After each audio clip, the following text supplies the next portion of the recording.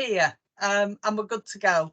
I'm going to very quickly show you our Seth and the new development on it, and then we're going to hand over to Nick Riddle. I am hoping that. Can you see that on your screen?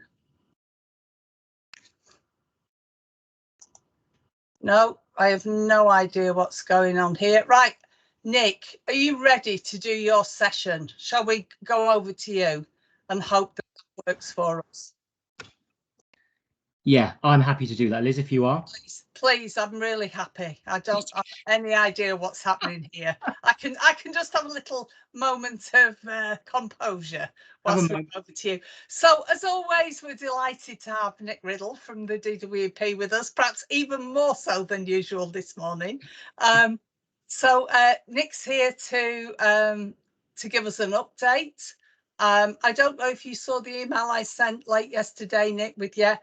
Couple of things that I thought were better in an update than picked up in questions later. But anyway, over to you, Nick, and then people can raise a hand or put things in the chat, and hopefully we can bring the whole Kickstart provision right up to the 2nd of June and people all be on the same page. So over to you, Nick. Lovely. All right. Thanks, Liz. My only plea is I'm simply incapable of speaking and looking at the chat. So if people have got questions, it probably is going to be better for you guys to put your hands up, because I just can't follow the both. I try and then I stop speaking. It doesn't go well. Although some people will say that's not always a bad thing. So apologies, everyone, because I think you had a meeting a couple of weeks back. Couldn't join you because I was having a few days off. But obviously it's great to be here today. Just a couple, I think, of updates from me, Liz and colleagues, and then, as always, think we can go into the questions. So we are nearly, I think, about 6 months in to Kickstart now. And as always, I always say this at every ERSA meeting, but I do mean it, colleagues. A massive thank you from everyone at DWP for bearing with us, because although we are, I think, moving into much more of a steady business as usual type mode, what hasn't changed is that my teams are still spread across the UK far and wide.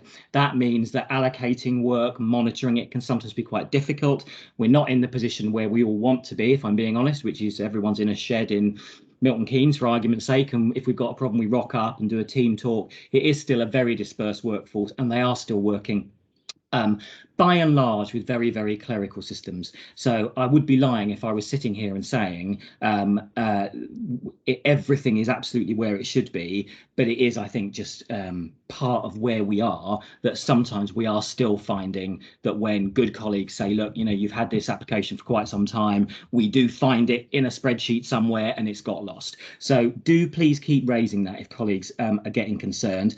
But I will just, I think, give a couple of general updates and then we can move on to questions. As I said, some of you might have seen that there were changes to gov.uk over the course of the last couple of weeks, I think, and that's part of a package of changes that are upcoming, which are intended to make it easier for people applying to the scheme to demonstrate compliance, if that makes sense. The example I'll give is, we won't try it now, particularly because it doesn't really work with Teams, but if I asked you on the call what we mean by jobs have to be additional, I'd be willing to bet there would be 6 or 7 different interpretations of what additional would mean. We've had questions and queries on this forum before about what is a good level of employability support, what does that mean, what are we expecting to see, and people will have seen that there were changes to gov.uk over the course of the last couple of weeks to hopefully improve the data gather around the employability element of the scheme as well. So some more precise questions there about exactly what's going to happen. And we're also looking to make some similar changes to the gather around additionality as well, because we do appreciate that actually conceptually that can be quite a difficult thing to get your heads around. And when I say your, I kind of mean mine as well, if I'm being honest, because I see nearly all of the applications that go through. So there's some changes there as well. We're also experimenting with some new processes at the moment for employer applicants to the scheme, where if it's looking as if if the assessor has some questions about the form, I think in the past, when we've been in absolute firefighting mode, the view would have been to reject because people can apply again. We're now implementing some outbound calls for applications which look to be borderline to actually gather some information from the employers direct to hopefully mean that actually we can get more people over the line. And that isn't because we want to circumvent our processes. It genuinely is because we do appreciate that people applying to the scheme, especially for the first time, can be quite difficult to get your heads, as I said, around some of those concepts around additionality and employability. Just as a general performance update, there are two areas I think I would raise, one of which I think is probably a little bit of a plea, colleagues, if you don't mind, and that is that we are hearing from a couple of sort of corners of the globe, shall we put it like that, that colleagues are still reporting that when you are sending your job placement templates in, they are taking a long time to get uploaded. Now, that should not be the case. It really should not be the case. The challenge that I have, I guess, as a delivery director for Kickstart is I look at the numbers of JPTs that are there outstanding, and in essence, it's no more than a couple of days' work, to be honest. So if you are finding that you've sent job placement templates in and they've not been loaded in a timely fashion, and by that I'm saying, in essence, the way that we run it is that where we have a closing date that's within the next 6 weeks, the job placement template should be loaded immediately. Where the closing date is outside of 6 weeks, so let's say that you're sending a job placement template in and the vacancy closes in September, we will not load that now, simply because it gets quite confusing for our work coach community, and that's longer than we need to fill the jobs. We will start to load them when we're coming up to that 4 to 6 week area. But in all seriousness, we are getting a little bit of feedback from people to say, well, it is taking a really long time. I would encourage you to raise that with your Kickstart district account managers, because from a pure data perspective, from my side, there is nothing wrong. Now, I think if we've been having this conversation in January, I think I hopefully would have fairly reflected, as I do try to do on these calls in general, that actually, yes, there was quite a number there outstanding and it was taking us a while to get to them. But at the moment, we are completely up to date on JPTs. So if you are struggling, so if you are finding that you sent them in and they're not loaded, then do get in touch with your Kickstart district account manager, and we will look into those individual cases for you. Just in terms of, I guess, general operational performance, employer applications direct are going through very quickly.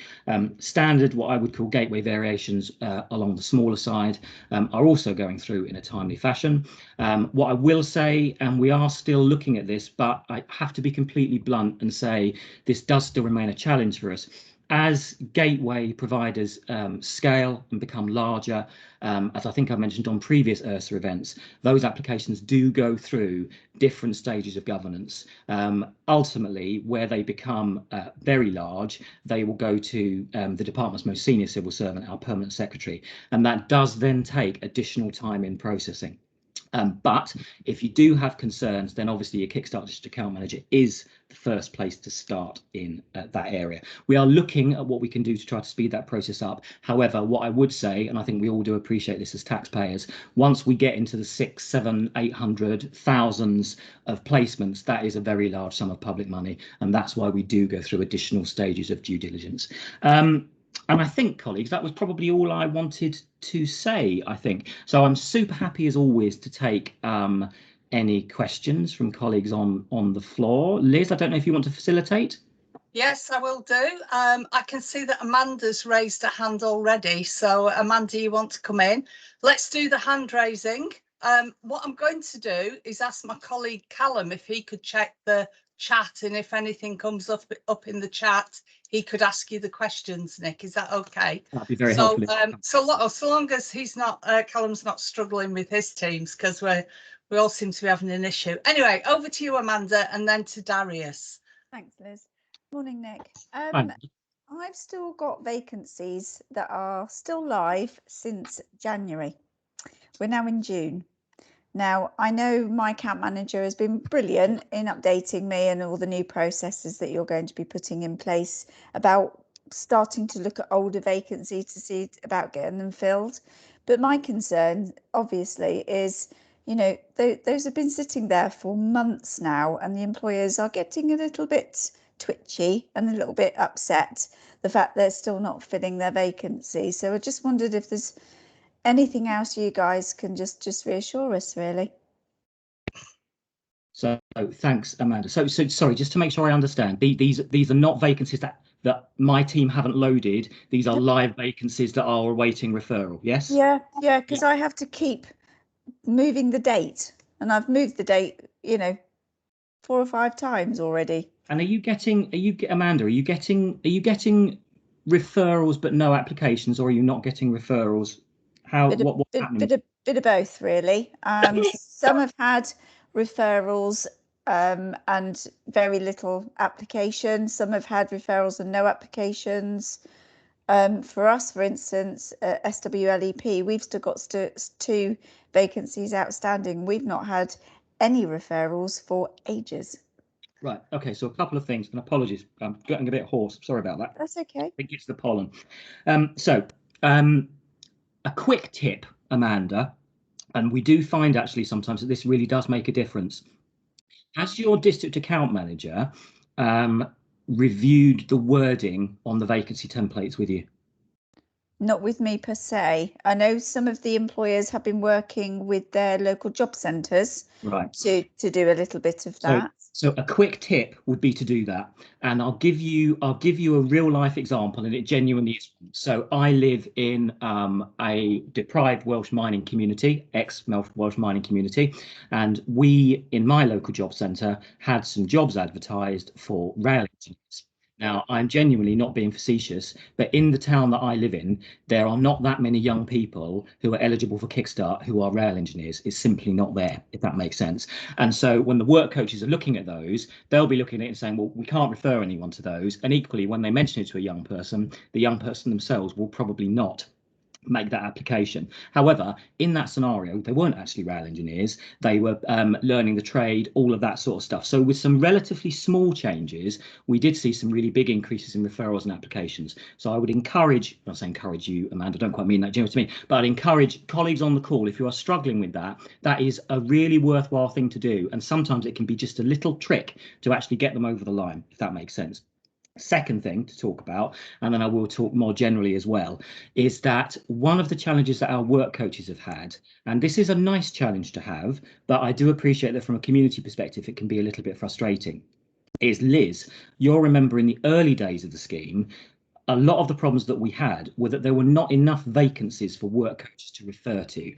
And that was a massive challenge because literally when a Kickstart vacancy landed, it was hoovered up, if that makes sense, and it was gone almost immediately.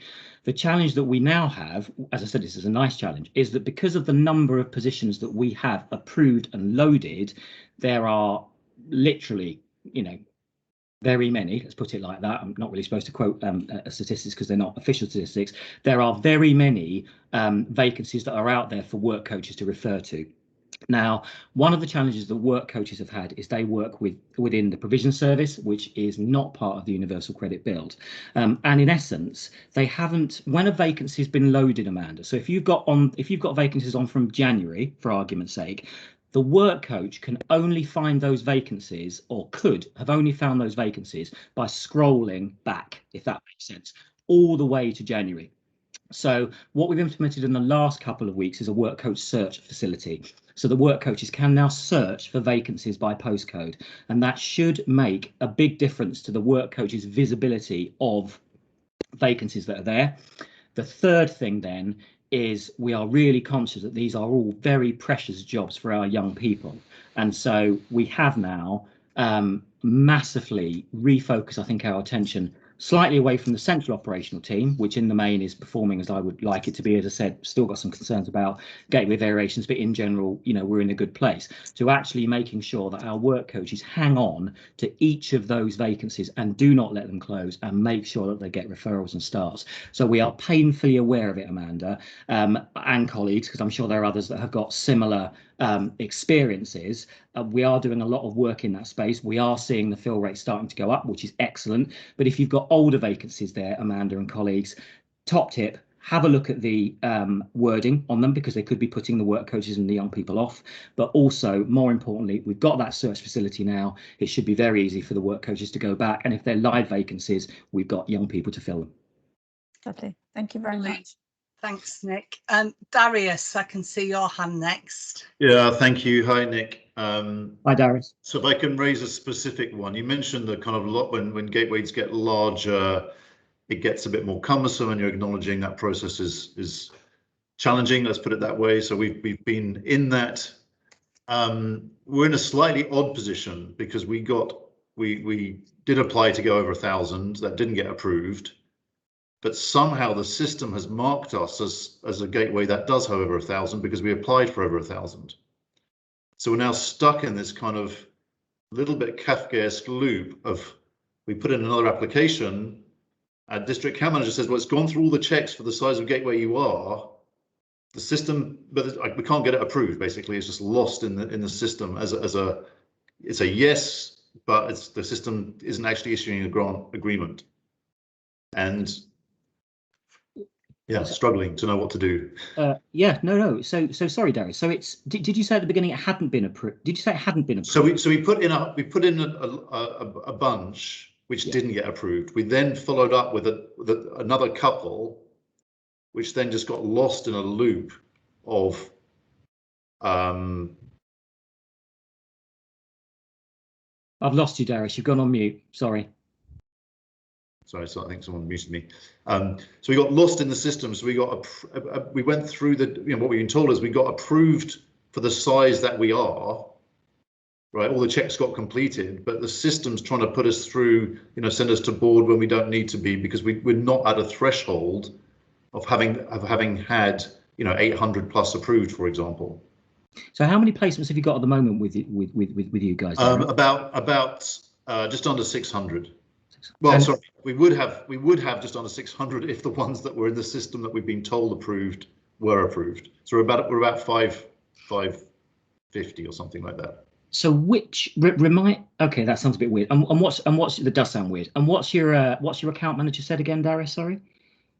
So they're saying internally the pending application has passed all the checks it would need to for a standard for the size we are, right, which is actually still below 600. But the system's not generating the grant agreement. Well, that's weird. I mean, the grant agreement's generated by a human. So if you haven't got a grant agreement, that's because the team haven't been told to issue one, which is a bit weird. You have written to me before, Darius, I know, but so I should know, and I do apologise. It's fine. You've got a few gateways. I mean, people and their brilliance is the gateway.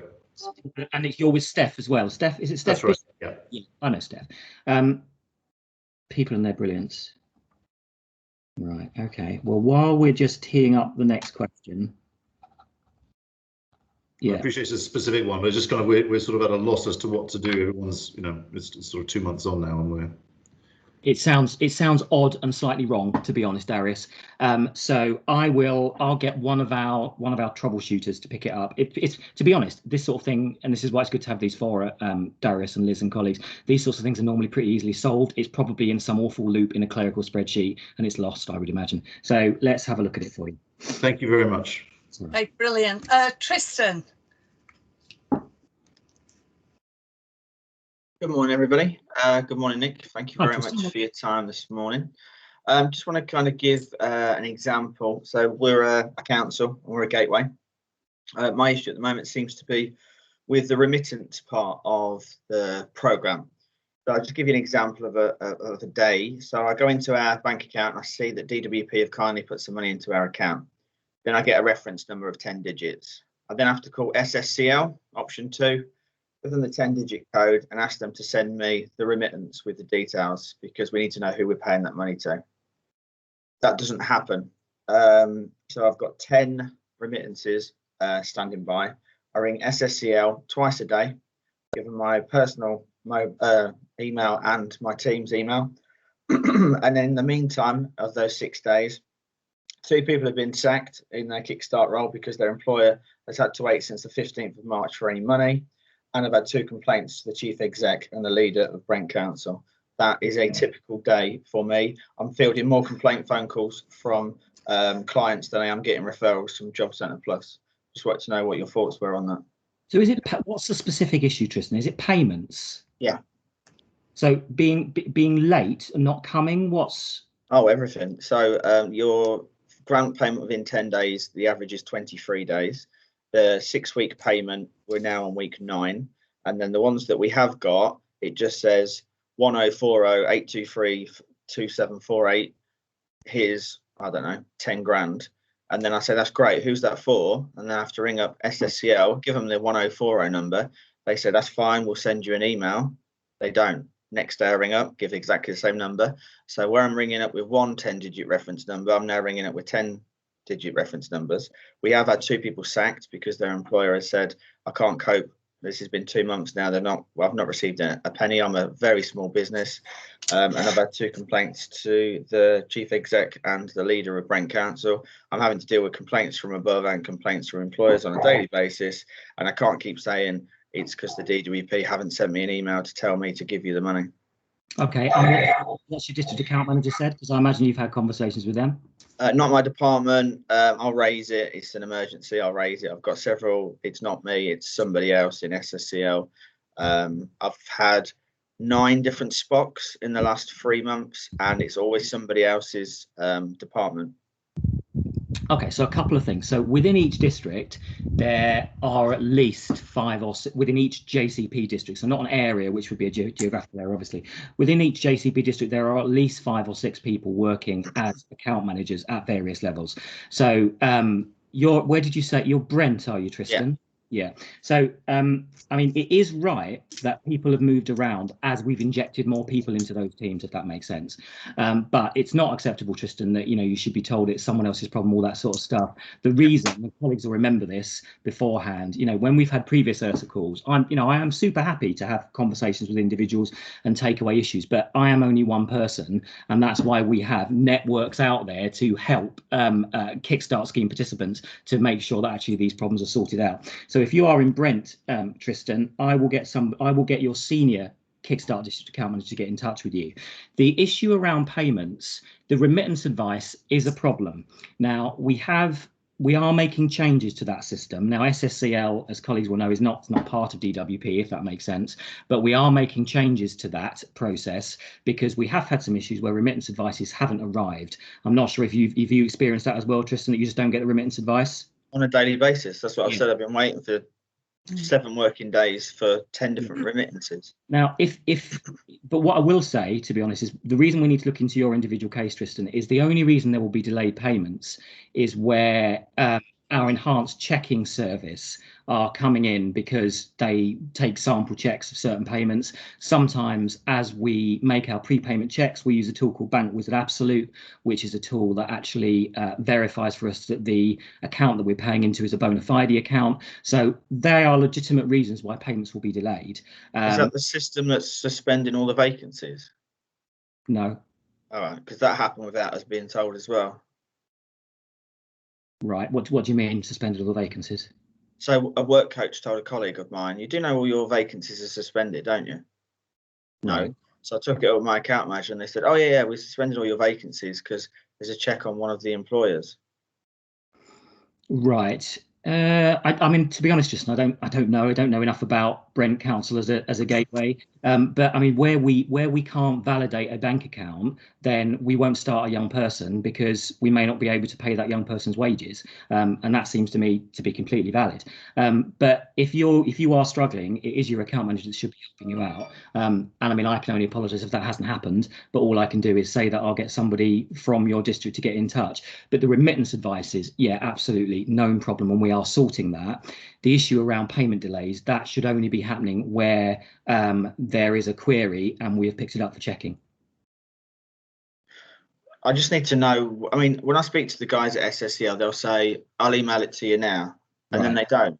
And then the next day, I'll email it to you now, and then they don't. And there's no, like, what can I physically do? Right. So I mean, to be honest, Tristan, you shouldn't be having to put up with this level of frustration, because this is at the risk of repeating it, and I'm not being rude. This is why we have a network of district account managers that are supposed to be helping you out, and you shouldn't be having to email and phone people. If there is a problem, then your Kickstart district account manager is there to, if necessary, escalate it within my central payments team to work out what's going on. So I will make sure that someone from Brent, in terms of your senior Kickstart district account manager, gets in touch with you, because you shouldn't be given the runaround, and it does sound a little bit as if you have been. Well, as I said, I'm paid to deal with the stress. I just worry about those 2 young people that have been sacked. So why were they sacked, Tristan? Because they didn't get paid for 2 months. So the employer couldn't afford, because they were a micro business, to pay them for 2 months. And I was constantly saying, you should get the money by this time. You should get the money by this time. I've rang for the payments. I've sorted the remittance situation out, and it hasn't come through. So in the end, they just go, nah, this is a scam. I can't keep the person, so they've been sacked. So I've got 2 letters with my chief exec and leader of the council saying that they're not very happy that 2 young people on a scheme that's supposed to help them into work has sacked them. Right. Well, let's get your senior Kickstart district account manager involved, because payments not going through they can only be as a result of a check being done or a bank account failing, if that makes sense. But if that is happening, we should be telling you that that's happening, if that makes sense. I just get told it's of somebody else's department. Computer says no, or it's somebody else's department. That's all I get. And those departments don't seem to talk to each other. But I better move on, because I could be here all day. I've got a list. So I'll let somebody else jump in. And no, it's fine, Tristan. And just to be clear, and sorry, I'm just going to say it again.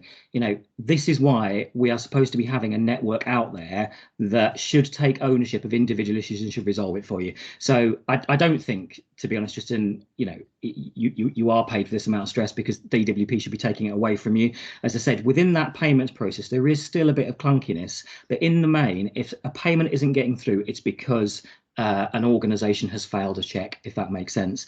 And some of those checks happen at different parts in the process. Now, we have talked about changing the process such that a lot of the checks are loaded at an earlier stage. The challenge with that is it would require greater administration on behalf of you guys, because what we could say is, well, when you're applying for Kickstart variations, get all the employer's bank details, do all this sort of stuff, and we run those checks all the way through.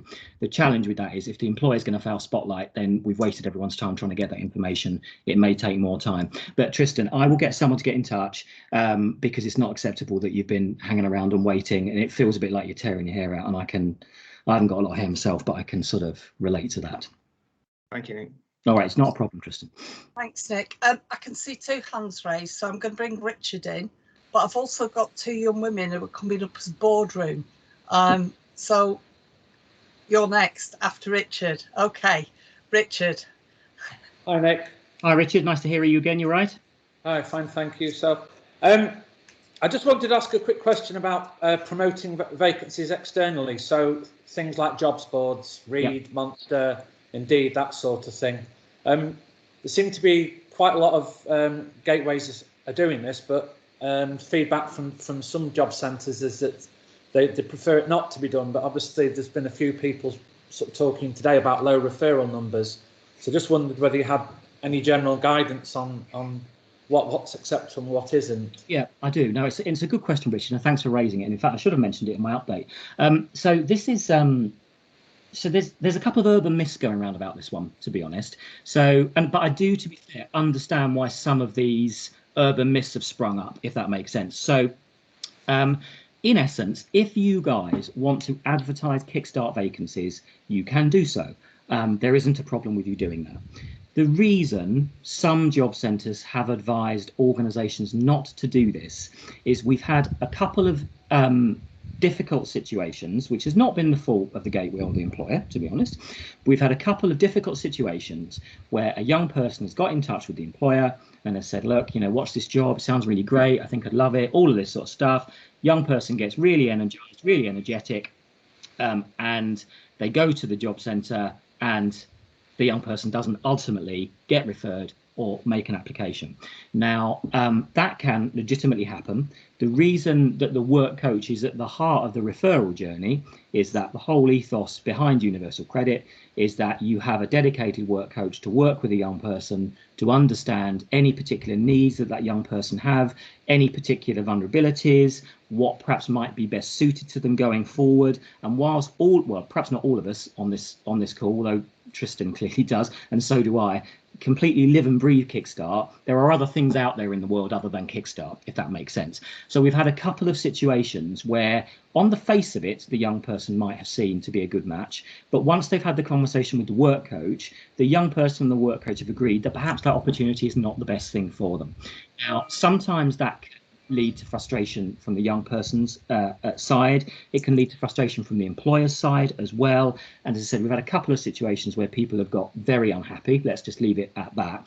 So the big caveat is you can do it, but when you're doing it, if you're having conversations with young people, or if you are advertising in some way, shape or form, you guys should be making it super clear that referrals still come in via the work coach, if that makes sense. So it sounds perhaps a little bit of a sort of pass the bucket. It's not supposed to be, but just be aware then that there is a little bit of risk in that space, if that makes sense. But Richard, you are right in terms of, and it comes down to the point that Amanda made earlier, in terms of there being some issues with referrals and applications. Actually, it can be quite a useful thing. And in the past, I'm not sure if we've got Tracy on today, Tracy Fishwick, but I think we've talked in the past about almost having not a self-referral mechanism, but almost having a sorry, it's going to sound awful, and I'm showing my age now, almost like a Kickstart card where a young person, that they are almost pre-approved a Kickstart, they could go on it and actually they do a bit more of the work search. They can go and then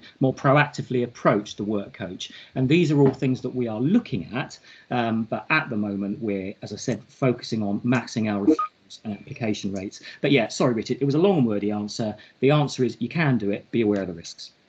Right. Okay. So the critical thing is having a really detailed conversation with the young people, making sure any adverts make it clear that all referrals go via the local job centre, via the job coach. Exactly. Exactly. Eligibility is not to be assumed. That's exactly it, Richard. Yeah, that's a much more succinct way than I said it. Right. Okay, thanks, Nick. That's good. Thank you. Brilliant. So can we go over to the boardroom then, please? Hi everyone. Just a quick question. You have already covered part of it. So we've got quite a lot of vacancies that are struggling to get filled. So is that because there's perhaps now too many vacancies and not enough young people? And if so, do you think there may be an increase of young people, that will be, soon on universal credits with furlough coming up to end? So where well, you guys are in a boardroom. So where are you guys then? What are you? Are you a gateway? We're a gateway, yes. Yeah. The inspirational learning group. Okay, fine. And have you got national vacancies then? Yeah. We have, yes. Right. And is the problem sorry, you did say it, but I'll be honest and say I was completely distracted by your posters because I was reading them. So is the problem a bit like Amanda? Lack of referrals, lack of applications, or a bit of both? Yeah, so it's a bit of both, but we're just wondering, is it a case because now, have you got too many vacancies and not enough young people? Do you expect maybe to that increase with furloughs, ending soon? So we have, it's a nice get out of jail free card for you guys to offer me, but it's not right. We've got plenty of vacancies. We've got plenty of young people on universal credit.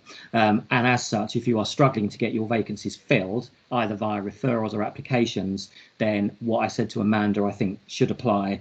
Have a look at the vacancy templates, make sure they're not putting, when I say they, it's not a reflection on you guys, make sure the wording of the vacancy template isn't putting young people or potentially work coaches off, if that makes sense. I know it sounds like a really basic thing, guys, but actually the people that I've talked to, that has really worked. But also that search facility that work coaches have now got means that they've got much greater access to older vacancies, should we say, and we are actively, and I think Amanda might have mentioned this before, we are actively going back and reviewing all of our vacancies that are live and unfilled and have been unfilled for more than 4 weeks, because where they are live, clearly we want to get them filled.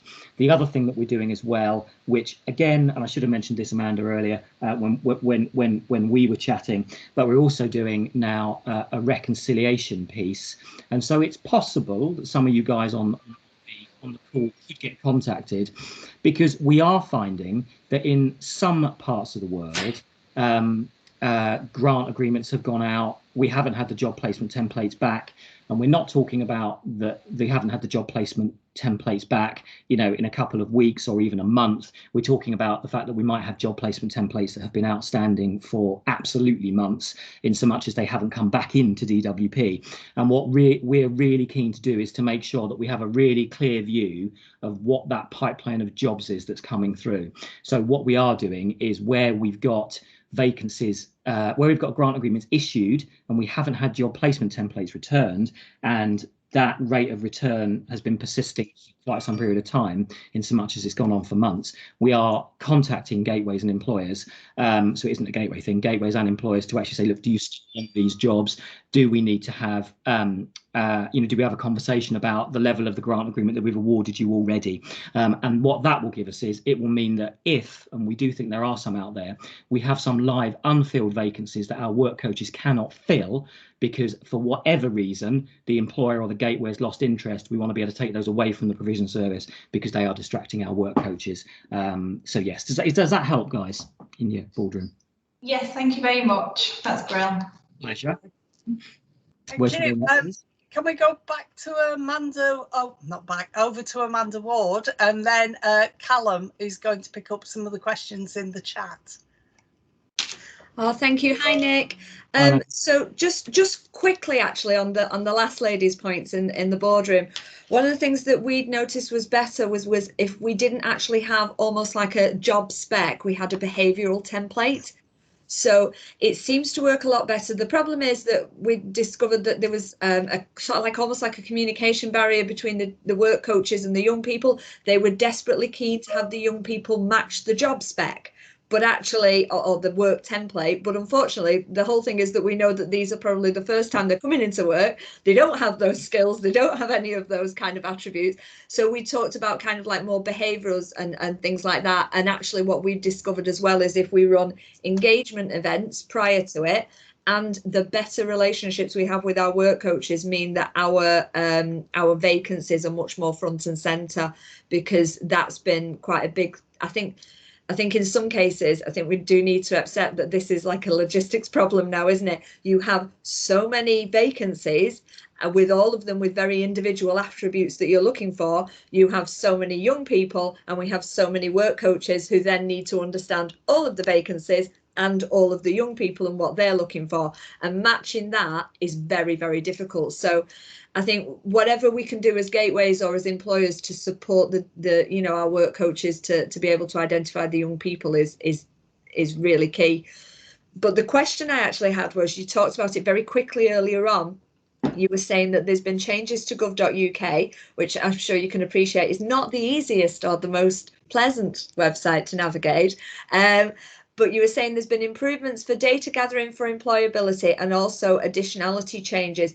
Is there just a really simple adaptions list anywhere? Because to try to then track those changes and map what we're now looking for and what we were looking for previously is really, really hard. And what I don't want to do is be at risk of clawback later on because there's something we didn't provide. Yeah, great, thanks, Amanda. So I'll deal with your earlier points, because actually did make me think about a couple of other things that I should have said, as is always the case.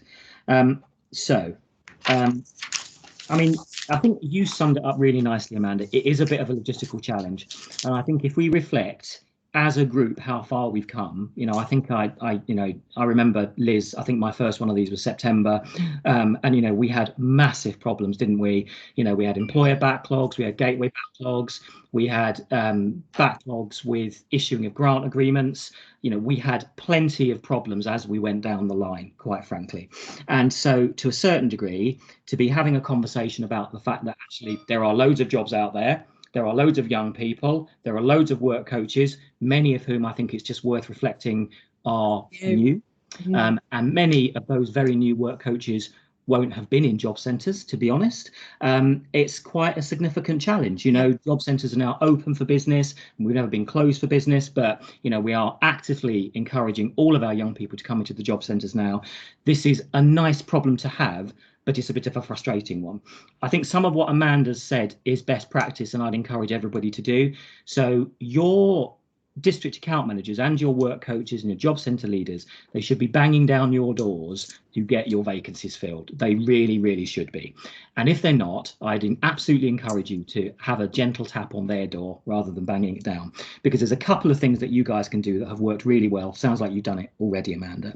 So we are super happy to have calls with our work coaches. So if you guys have got, and I appreciate it's a bit difficult with where you've got national vacancies, but we can certainly do something. But if we use perhaps a slightly smaller example from my old manor, which is I used to run the West Midlands, and so in that scenario, pick a Black Country job centre. So pick Wolverhampton for argument's sake. If there's anyone from that part of the world, then something that we would do over there is we would actually say, right, come on a call with our work coaches, talk about your vacancies, talk about the young people that you want, and I can almost guarantee, bingo, you're going to get the jobs filled. The other things that we're doing as well is bearing in mind that Job Centre Plus is a 6-day operation, so we open on Saturdays as well. Not yesterday, because yesterday was Tuesday. Saturday, we had our first sort of Kickstart Saturday, and what we're seeing is gateway providers and employers in our job centres now working with the work coaches in a safe, virtual, face-to-face environment, and we're seeing brilliant numbers of jobs filled. Because actually, if you've got a young person that's sitting in front of a work coach, and then on a socially distant safe desk somewhere on the other side of the job centre, you've got Amanda or Barbara or Sonia or someone else, and they've got their Kickstart vacancies, the work coach can just say, go over there and have a chat with Amanda, see what that looks like. You can get them to apply on the spot. In some of these calls before, we've talked about some of the challenges which I won't say I find frustrating, but I appreciate they are a bit frustrating around the fact that it would be quite nice, wouldn't it, if, for argument's sake, when a work coach refers a young person, that they could say to the employer, or I've referred Nick, here's Nick's phone number if you want to follow up with Nick. For GDPR purposes, we can't do that, but that's very different to being in a job centre and Elizabeth, the work coach, saying to Nick, go and have a chat with Amanda, go and see Amanda now, she'll fit you up with a Kickstart job. So all of these options are now out there for everyone, and we would actively encourage you guys, if your work coaches and your KDAMs are not banging your doors down, they should be, go and have a quiet tap on theirs. In terms of your actual question, Amanda, sorry, the additionality changes have not been implemented yet, so they are not there, but the employability changes are there.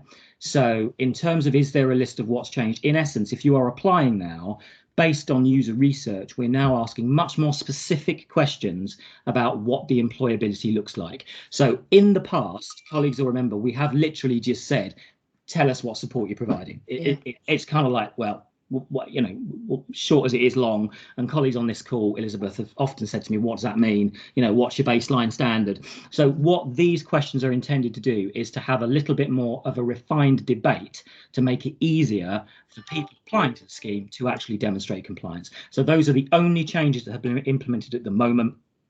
We are looking at additionality questions as well. The reason additionality is harder is simply because employability is, to a certain degree, a more straightforward concept than the additionality piece is. And at the moment, our user research is telling us that if we try to make significant changes to the additionality part, that literally you guys are going through pages and pages and pages of questions.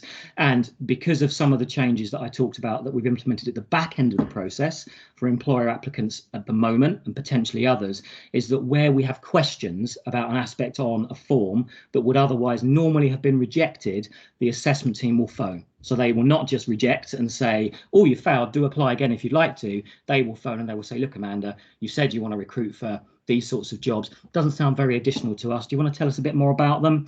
They will gather the information from you on the phone. They'll populate anything else they need to on the application form, and it will go through to the assessment phase in that way. So at the moment, we're trying to do that for additionality, because a conversation is much easier about additionality than just saying, oh, well, is it over and above your staffing structure? Is it supernumerary? You know, how is a driver additional? All this sort of stuff. We have the conversation, we talk about the business's structure, and hopefully we get there.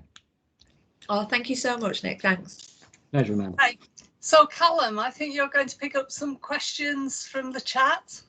Yeah, Nick, do you want them all in one go, or do you want to take them one by one? Oh, let's do it. Let's do them one at a time because it's saving writing them down. That's fine, yeah. So we've got one from Julie Duncan, and she said she's been waiting for more than 3 weeks for approval to change a vacancy. It's the same employer, just a different job role. And why is this taking so long?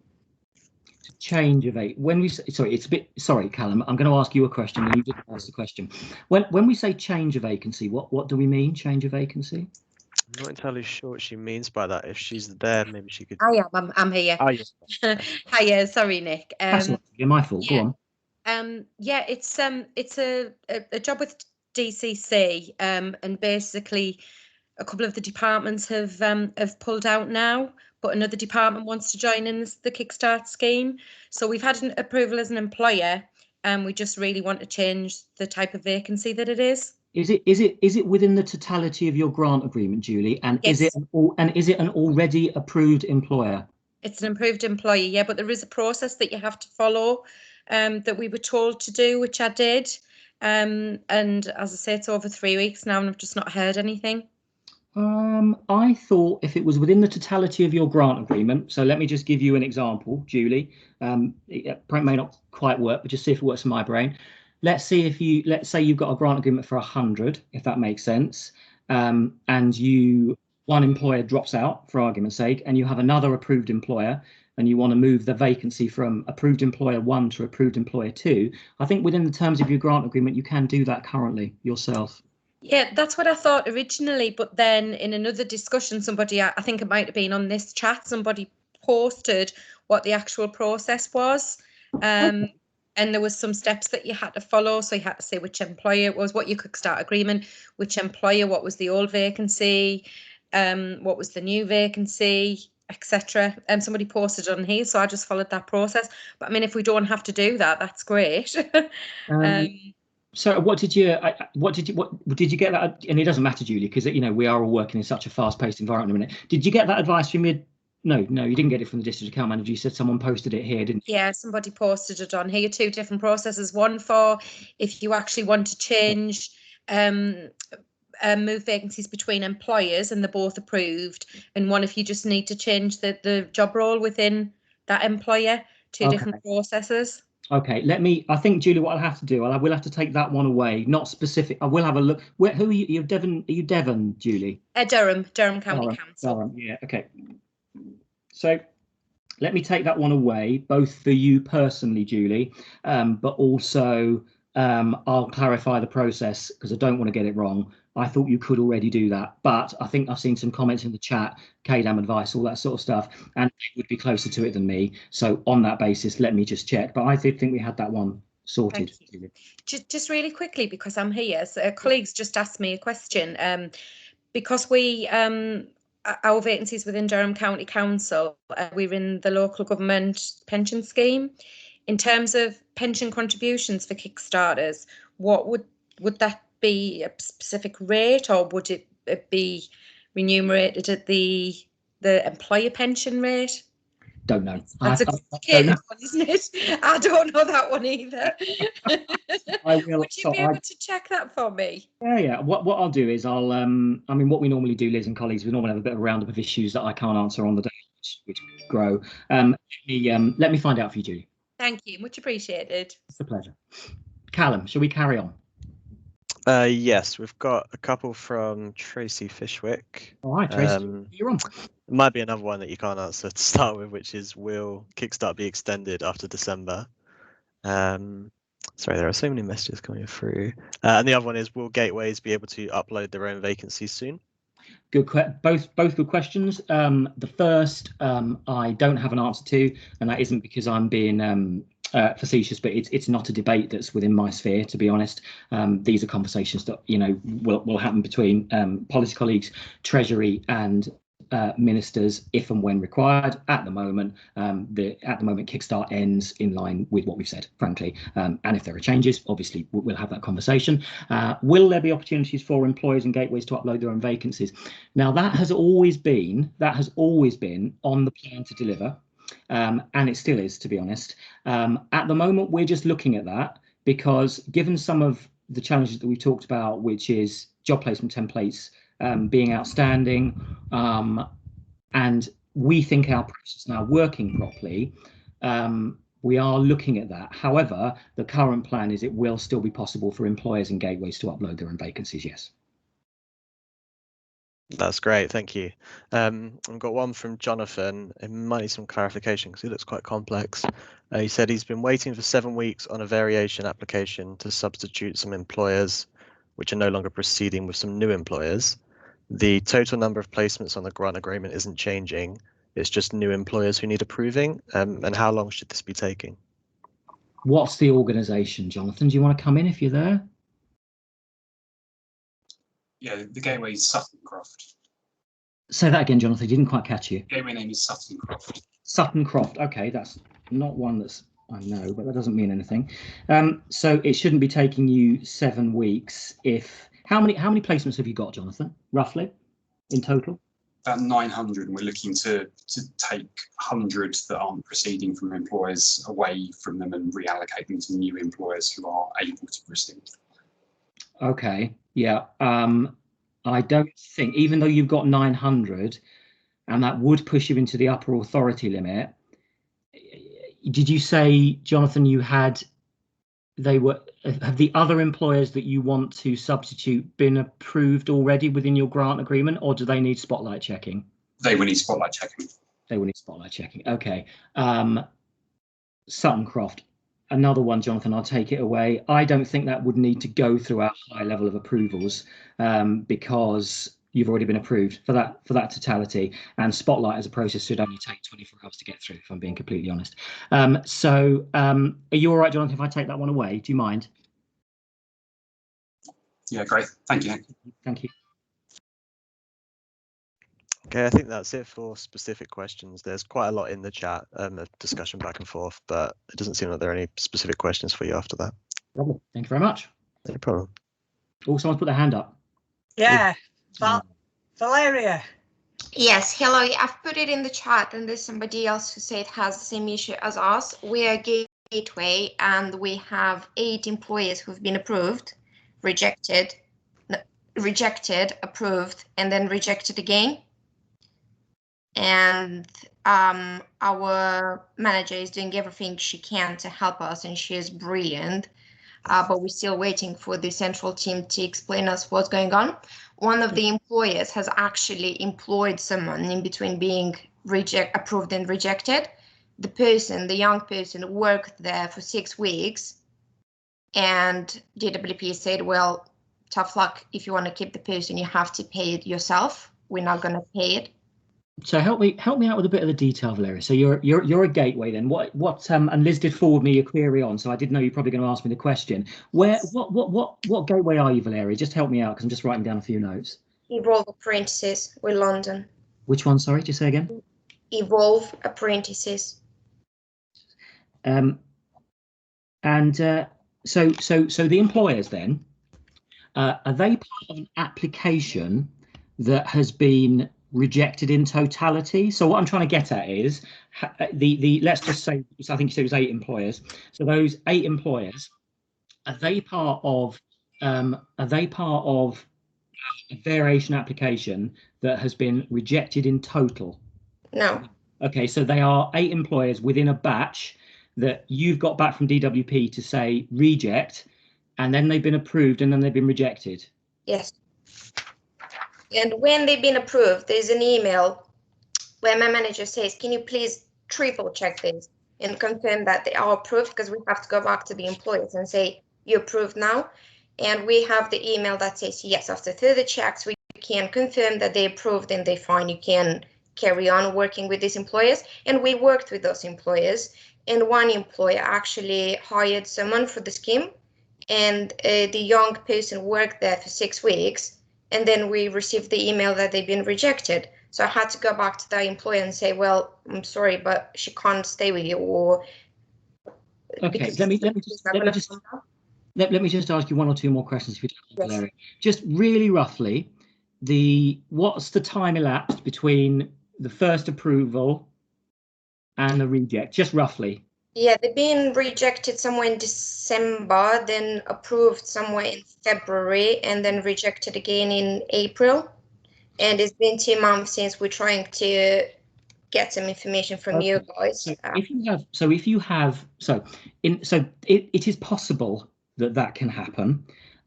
So the reason I asked you whether it was part of a wider application that had been rejected or some employers have been approved is that if the whole application had been rejected, 9 times out of 10, that's because the assessors had questions about the additionality or employability. If you have individual employers within a variation application that have been kicked away, they will have been rejected because they failed Spotlight. And that is possible. So it is possible that as we rerun, if that makes sense, that the employer will fail. That can happen. However, in that scenario, if they've got an existing approved Kickstart placement, then that placement remains, to the best of my knowledge. And just to make sure I understand, because I just want to be really clear, just let me make sure from my perspective I've got where you are. So this is the employer. The employer's been approved for 5, for argument's sake. They start 5. You then apply for the same employer in February or March for another 5, and they're then rejected. That's not what's happened? No, it's the same placement. It's the same placement. They, I think it's a total of 15 placements. They've been rejected, approved, rejected, approved, and rejected for the same placements. There's been no changes meantime. Okay, I think, all right, okay, so Liz did send me your email, Valeria. I'll get someone from the central team to pick it up because I think... Yeah, I think the guys are already working. We're waiting. We've received an email that we will hear back hopefully by the 7th of June, but just wanted to bring it to your attention, and I know that there's somebody else who's experiencing the same, so I thought just let you know that this is going on. So that sounds like an error, to be honest. The reason I explained it in the way that I did is it is possible when we run the Spotlight checks, it would be possible for you to have applied in January for an employer and for them to pass, and for you to then want to add additional placements to the already approved for that employer and for them then to fail. That is possible because they could fail Spotlight, but it sounds like this is that's not happened. No. Okay. All right. So yeah, it was a bit of a communication issue because the only communication that we received was an email that says, well, it looks like the employer was rejected. So unfortunately, and if they want to keep the young person, they will have to pay the salary themselves because DWP is not going to fund it. So I have to go with that email to the employer and say, well, you have to pay this person for 6 weeks because DWP is not going to give you the money. It sounds like it's a clerical error. Because in the scenario, when we approve, so if we approve an employer, it doesn't matter whether they're a direct applicant or an employer under a gateway, once that employer is approved, they are approved. They cannot then be rejected, if that makes sense. So if you have a grant agreement issued and it has, Amanda Ward & Co. as an employer on, that Kickstart placement is approved. It cannot subsequently be rejected. It's not possible. It is possible, clearly, that if, and this unfortunately is happening, not that regularly, thankfully, but as with any scheme of this nature, as our young people start to cycle through the scheme, we are finding some placements, with the best will in the world, are not what we expected them to be and not what the young person expected them to be. But in that scenario, we would pick up the phone to you, Valeria, and say, well, Nick's having a very bad experience. What's going on with Nick? We're not comfortable with this. That employer is no longer part of Kickstart. But if you have a grant agreement with the employer on them, it is not possible to subsequently reject them. They have been all through the approval processes. The only time we could then have an issue, and that's not an approval issue, as some of the issues that Tristan from Brent were raising, where if they fail a bank wizard check, if there's a problem with their bank accounts and we can't pay into the bank account, that's problematic, but it's not the same as rejecting. So it sounds like you've got a problem. I don't mean a problem in a bad way, but hopefully you haven't got a problem because it sounds like it's an administrative error. Yeah, we're waiting for the central team to come back. It's been 2 weeks since we raised it with them, and it's just the employer is a bit frustrated and he would like to take it to the press and make it a big deal out of it. So I'm trying to I don't know. Yeah, no, it's fine. No, you're absolutely right. So I'm just gonna try and make sure I've got you, Valeria, that we're going to follow up with. We've got Jonathan from Sutton Croft. We've got Darius from People and Their Brilliance. We've got Tristan from Brent, and we've got Julie from Durham. Those are the ones I've got on my list. So it sounds, hopefully, Valeria, it's an error, because it sounds like it to me. It's not really possible for it to work in that way. Perhaps. Thank you. Thank you. I can see that the inspirational learning group in the boardroom have got the hands raised again. Do you want to come back in? Hello again. Yeah, just a couple of questions. So one being that if a young person has been employed with the Kickstart scheme, with the Kickstart scheme, and then for some reason maybe they have been offered a full-time job and decide to leave the scheme, or if the employer, you know, is not a good fit and they want them to leave, what happens with the initial grant? Because all we've been told is that obviously the wage payments stop, which is fine, but, you know, do we need to do anything with that initial grant because we don't want that to come back on us? So I mean, the official answer, and I'm not being rude, but the official answer is check what it says in your grant agreement. But that £1,500 is payable for the employability support for the young person, if that makes sense, and that is not recoverable unless we identify a problem, if that makes sense. So if we identify that the money hasn't been spent properly under the terms of the grant agreement, we can recover that money. But in the event that you guys are talking about, which sounds completely legitimate to me, which is we paid you the £1,500, the young person leaves for whatever reason, if that makes sense, hopefully a great one because they've gone on to get their dream job, then we wouldn't be seeking recovery of that unless we had concerns over its use. Okay, sorry, I had another one. So we have gone through some of our vacancy templates and updated them like we were talking about earlier, like reworded them, but we've never had confirmation from anyone that these have been updated, if that makes sense, in the job centre. How long should this take? So your district account manager can do that for you. So your district account manager can hopefully walk that through with you. So best person to have a conversation with is them. So the central team are the ones who are responsible for uploading the vacancies, setting the templates up initially. Yeah, okay, fair point. District account Let me pick that up now then, and I will alter the close date. Yeah, I'll forward you a note afterwards to show you the sort of dialogue I've sort of started, and we'll be in touch and see if we can get that sort of shaken up a little bit for you. Okay. I can't hear you because there's someone on here talking. That's okay. No, I think I was getting, it doesn't matter. So basically what I was saying was the central team have got responsibility for uploading the vacancies. So they will load them initially. They'll set the close date, the referral limits, all those sorts of things. But then the district teams have got the ability to alter those job placement templates.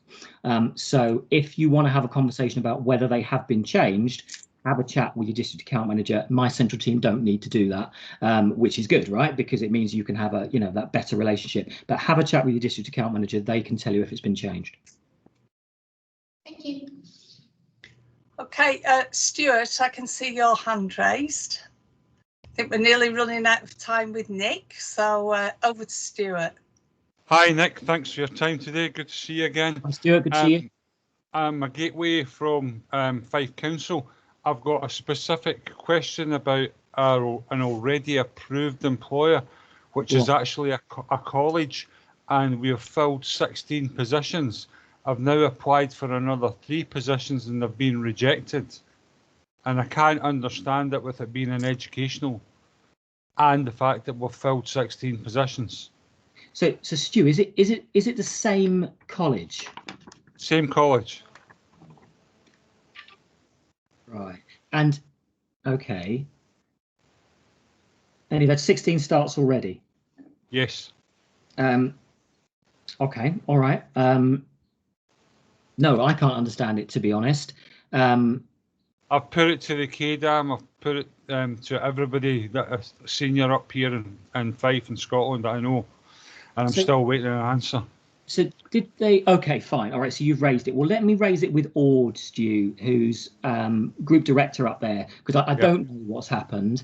No, I don't know what's happened, so I'm not going to speculate because it wouldn't be fair. Yeah. So you'll have to let me take it away, Stuart. If that's okay. Did you say you were Fife, weren't you, Stu? Fife Council, yeah.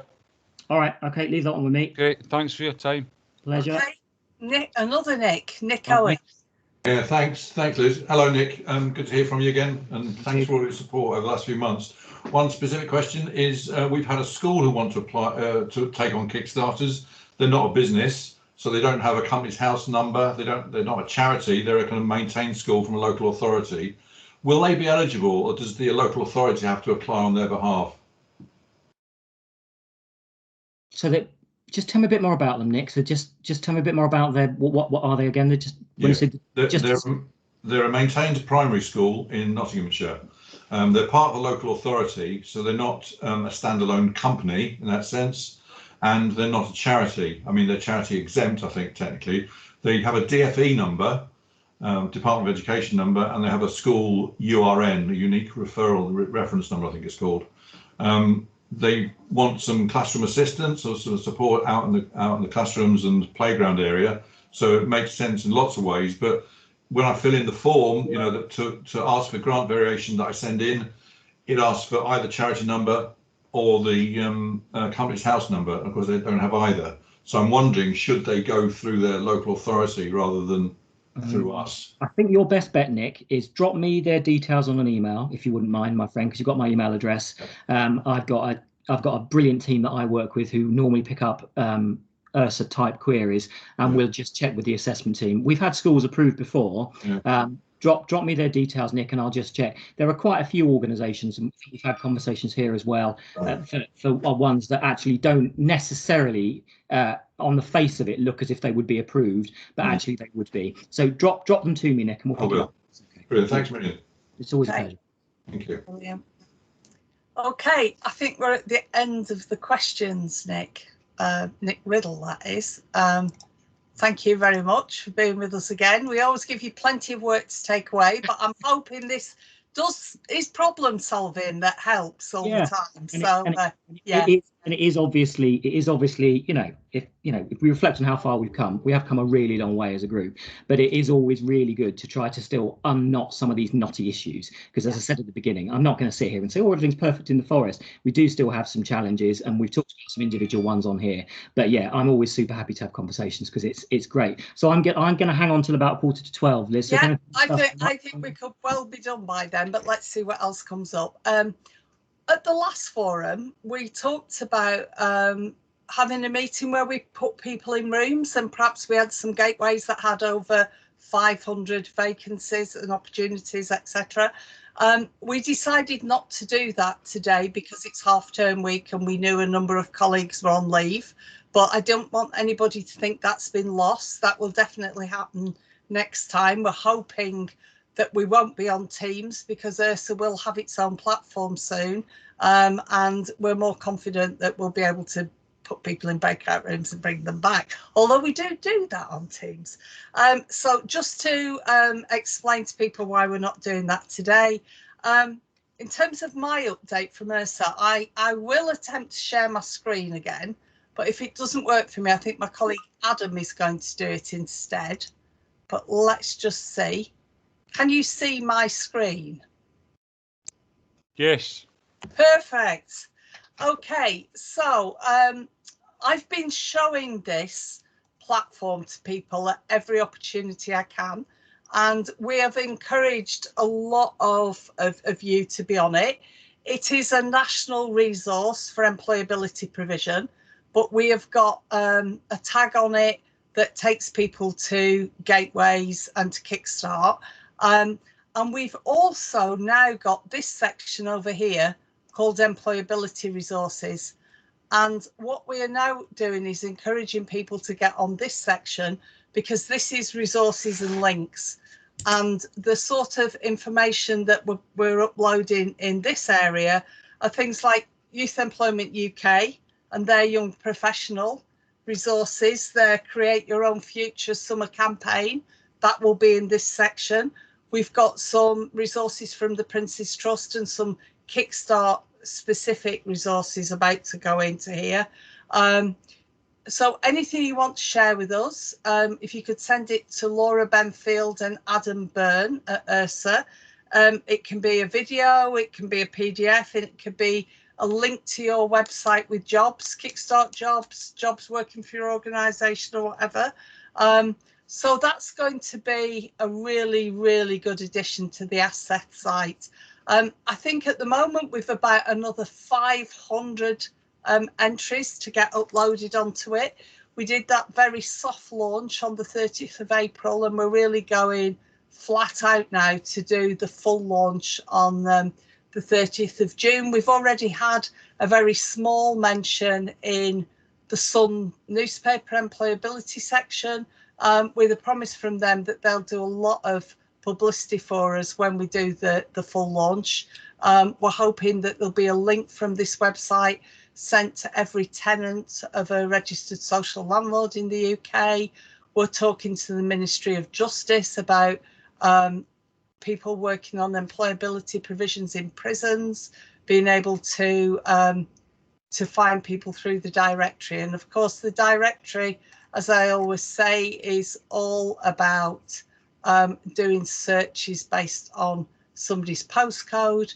But we can, once we're working with the MOJ, do things like the town that people are likely to return to, etc. So I think we're going to get something put in the chat by my colleagues and the team about how you send your information to us. We certainly want to get every UK employment support provider on here, every UK Kickstart gateway that's in our community of good practice on here.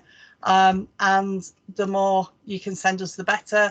And I'll just flick back to the videos. I won't show you a video today, but there's lots of really good content on here.